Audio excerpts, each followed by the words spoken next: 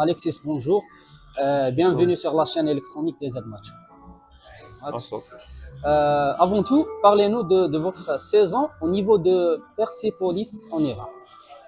Déjà, salam alaikum. Ça me fait plaisir d'être avec vous aujourd'hui. La saison s'est super bien passée. C'était une nouvelle expérience dans un grand club du Moyen-Orient, de l'Asie. Donc, c'était une saison pleine. J'ai joué 40 matchs.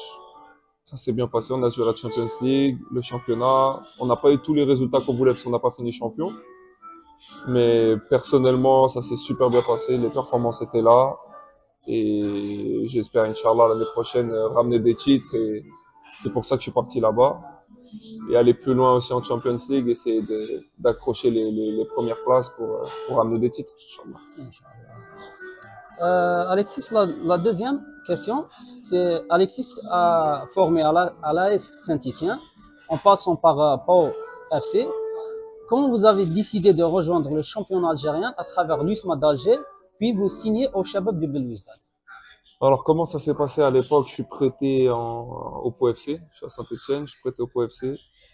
Et on gagne le championnat en troisième division, on monte en Ligue 2. Et là, il y a Antar. Antar qui devient directeur sportif de l'USMA, que je connaissais déjà, qui avait essayé de me ramener dans un club en France. Qui m'appelle et qui me parle du projet l'USMA. Et tout de suite, ça m'a donné envie parce que moi, mon objectif, ça a toujours été l'équipe nationale. Et donc, j'avais besoin je voulais qu'on me voie. Je voulais qu'on me voie, qu'on sache qui je suis. Et donc, en tard, en venant à l'USMA, j'avais cette opportunité d'être vu par le public algérien et me donner peut-être des possibilités d'atteindre l'équipe nationale. Et c'est comme ça que j'ai pris la décision de venir. En tard, il arrive à me convaincre. Et il y avait aussi Mohamed Ben Hamou, qui était entraîneur des gardiens. Il m'avait suivi sur la saison et en discutant avec lui, en voyant les analyses qu'il avait fait de moi, le travail qu'il voulait faire. Et directement, quand j'ai parlé avec lui, il arrive à me convaincre et je suis venu à l'USMA. Puis vous avez signé au Shabab de Belouizdad. Oui, bah après à l'USMA, voilà, ça s'est pas passé comme prévu. Il y a des choses qui sont passées, voilà, maintenant, ça y est, c'est le passé, on va pas en reparler. Mektoub, mais ça s'est pas passé exactement comme je l'aurais voulu. Et à ce moment-là, je finis avec les A'. J'arrive à bien finir la deuxième saison. Et là, j'ai l'opportunité de signer au Shabab. C'est actuellement, pour moi, c'est la plus grande équipe qu'il y avait à ce moment-là en Algérie. Au niveau des titres, au niveau de la forme, ils avaient une équipe qui était très structurée. J'ai l'opportunité d'aller là-bas. Ça se passait pas bien à l'USMA. Je me dis, bon, écoute, t'as de la chance. Rabbi te donne la possibilité d'aller dans un club qui est très bien structuré, qui est en place. Et peut-être que tu vas pouvoir aller prendre des titres. Et voilà, je suis parti au Shabab et j'ai pu prendre 2 titres et je suis très content comme ça. C'est ça. Vous faites partie des binationaux qui ont opté de jouer pour l'Algérie. Votre première sélection était avec les locaux en juin 2022. Convoqué par Majid Bouguera, quel était votre sentiment, surtout de vos émotions lors de tournois amicaux? Bien, on essaye de. Bah, c'est Bien une sûr, on est immense tous surprise ambitieux, donc parce que ça soit les locaux, les A, porter le maillot, entendre l'hymne national, c'est une fierté indescriptible. C'est impossible de dire ce qu'on ressent à ce moment-là. Donc quand je vois la liste et que je vois Majid qui me sélectionne justement pour ce tournoi, je suis très excité et en fait, c'est un mélange de sentiments entre l'excitation, la fierté et de vouloir se surpasser. Et j'ai pu fêter ma première sélection comme ça à, à ce tournoi en juin 2022. Ce tournoi a malheureusement connu un événement tragique où vous perdez un coéquipier, Bilal Ben Hamouda. Comment vous avez vécu celle-là? Bilal, Allah yarhamou, c'était plus qu'un coéquipier, c'était un ami proche, on va même dire un frère. C'était quelqu'un vraiment enfant de bonne famille, très bonne éducation, quelqu'un qui était vraiment toujours là pour tout le monde. Et c'est vrai qu'on joue on joue en fin d'après-midi, on gagne, il marque, et le soir, il y a cet accident tragique. Et c'est vrai que ça a été difficile de s'en remettre.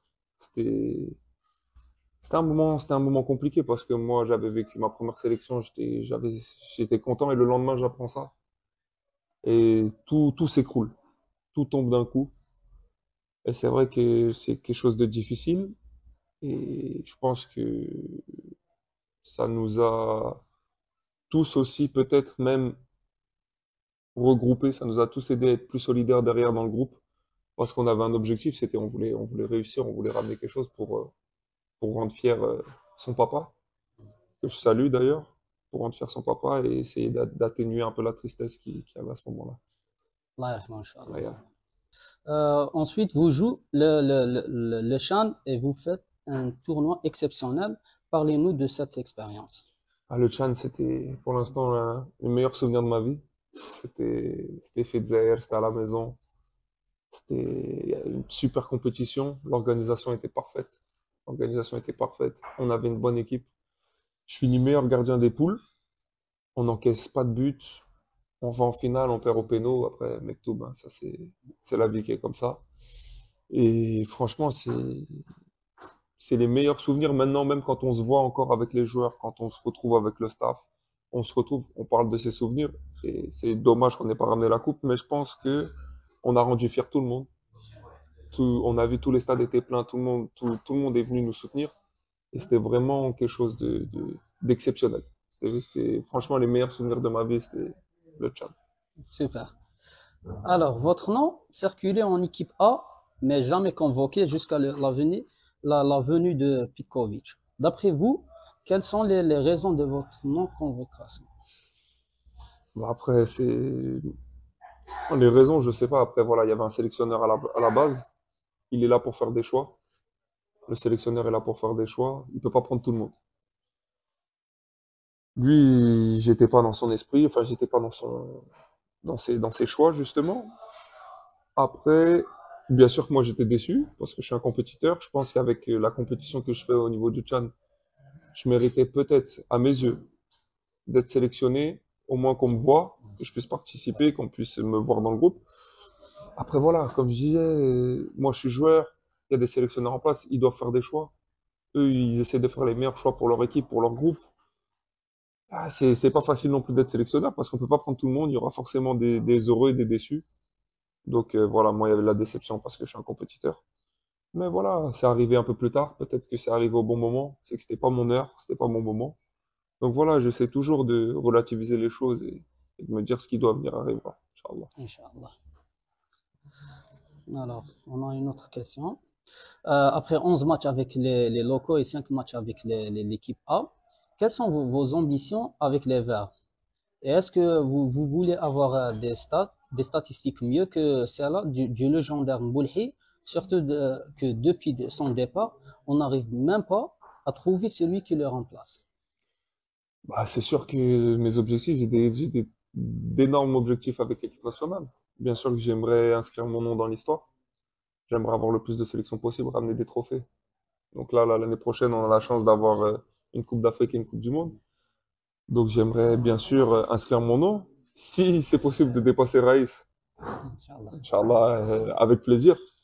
Mais en tout cas, je vais donner mon maximum pour l'équipe nationale. Ça, tout le monde peut être rassuré là-dessus, tout le monde peut être sûr. Je vais donner mon maximum.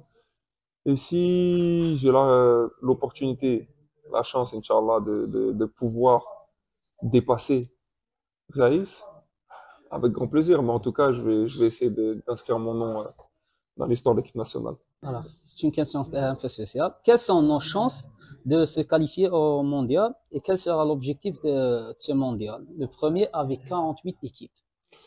Alors déjà, je pense que on a de bonnes chances de se qualifier. On a fait une très bonne campagne. Il y a eu un petit accrochage contre la Guinée à domicile, mais on s'est bien rattrapé derrière. Là, on a un joker. Maintenant, il va falloir qu'en septembre, on prenne 6 points. De toute façon, il n'y a pas besoin de faire trop de calculs. Là, on a un joker. Si on arrive à prendre 6 points en septembre et que l'équipe de derrière fait un faux pas, on sera qualifié, Inch'Allah. Donc, je pense qu'on a notre destin entre nos mains, en tout cas, au niveau football, hein. Au niveau football, on n'a pas besoin de compter sur les autres équipes. Donc, il faut gagner les matchs qui arrivent et on validera notre ticket, Inch'Allah. Et concernant la Coupe du Monde, la Coupe du Monde, je pense que c'est l'objectif de tous les joueurs. C'est le rêve de tout le monde. Donc, on va essayer de rendre fier le pays, de faire le maximum. Moi, je pars jamais dans une compétition en me disant huitième de finale, c'est bien quart de finale. Non, si on part à la Coupe du Monde, c'est pour la gagner. Inch'Allah. On part pour la gagner. Maintenant, si on s'arrête en quart, en huitième, en demi, on se sera donné à fond. Mais on part dans l'objectif de gagner la Coupe du Monde. Ça, je pense qu'on peut pas commencer une compétition en se disant, ah, on y va, peut-être qu'on va faire ci, peut-être qu'on va faire ça. Non, on part tous dans l'objectif. Je sais que tous les joueurs ont le même objectif. On part dans l'objectif d'aller le plus loin possible et de la gagner, Inch'Allah. Maintenant, après, arrivera ce qui arrivera. Inch'Allah. Inch'Allah. La CAN sera en décembre 2025. Peut-on vraiment jouer pour gagner le titre, surtout après 2 échecs consécutifs au Cameroun et Côte d'Ivoire? Ouais, il y a eu, c'est vrai que là, les 2 dernières CAN ne sont pas passées comme prévu. Maintenant, je pense que là, notre effectif, il est prêt. Le nouveau sélectionneur, il essaie de créer un groupe, de, de, de garder cette structure justement à chaque fois, de pas appeler trop de nouveaux. Je pense qu'il essaie de créer aussi une stabilité que tout le monde prenne l'habitude de jouer ensemble. Il y a des jeunes très talentueux, il y a des joueurs avec de l'expérience comme Aïssa, comme Rami, comme Riyad, qui ont une grosse expérience pour aider aussi les nouveaux, les jeunes, etc. Je pense que le groupe est très homogène, avec beaucoup de talent, beaucoup d'expérience. Moi, je pense qu'on peut la gagner. Voilà, moi, je dis la vérité. Je pense qu'on a toutes les compétences, on a toutes les qualités, et je pense tous cette envie justement pour gagner gagner cette compétition. Inch'Allah. Inch'Allah. Beaucoup de joueurs algériens ont brillé cette année. Cela peut rendre le groupe de la sélection plus fort, d'après vous?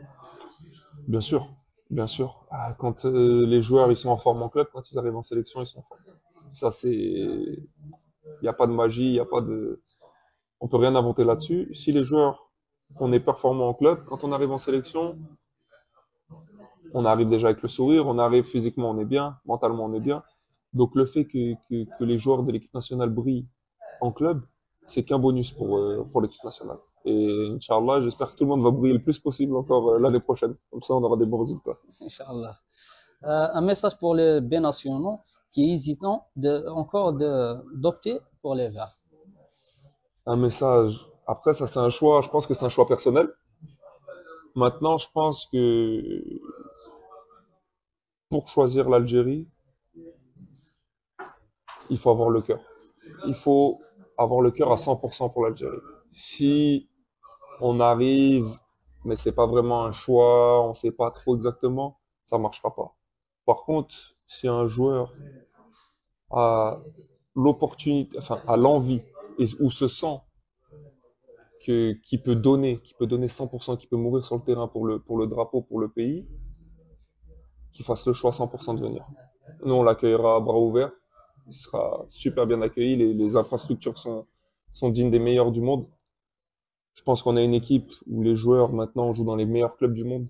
Donc je pense que concernant les binationaux, c'est un choix vraiment qu'il faut faire avec le cœur. Si le joueur est prêt à se donner à 200%, à mourir sur le terrain, qu'il vienne. Si il se sent pas prêt à donner tout ça, ça marchera pas. Ça marchera pas, il y aura des problèmes et il pourra pas donner le maximum de ses compétences. Je sais qu'il y a quelques joueurs là encore qui ont pas fait leur choix. En tout cas, s'ils se sentent prêts, qu'ils viennent parce que nous, on veut les meilleurs joueurs. On veut jouer avec les meilleurs joueurs, on veut la meilleure équipe. Donc, s'il y en a qui se sentent prêts, qui sont prêts à donner 200% pour le pays, pour l'amour du maillot, ils sont accueillis à bras ouverts. On vous remercie de nous avoir accordé. Un dernier mot. Ben, merci à vous. Merci à vous déjà de m'avoir appelé pour cette interview. C'était un super moment. J'espère qu'on aura l'occasion d'en faire d'autres. Et qu'Inch'Allah, peut-être qu'on pourra en faire une après une victoire à la CAN ou à la Coupe du Monde. Ce sera avec grand plaisir. Un mot pour le public algérien. Eh ben, merci pour tout. Merci de nous soutenir tout le temps. J'espère que vous serez nombreux à nous soutenir encore pour les matchs qui arrivent. Et Inch'Allah, on fêtera tous ensemble les victoires et les titres. Inch'Allah. Merci beaucoup, Alex. Merci à vous.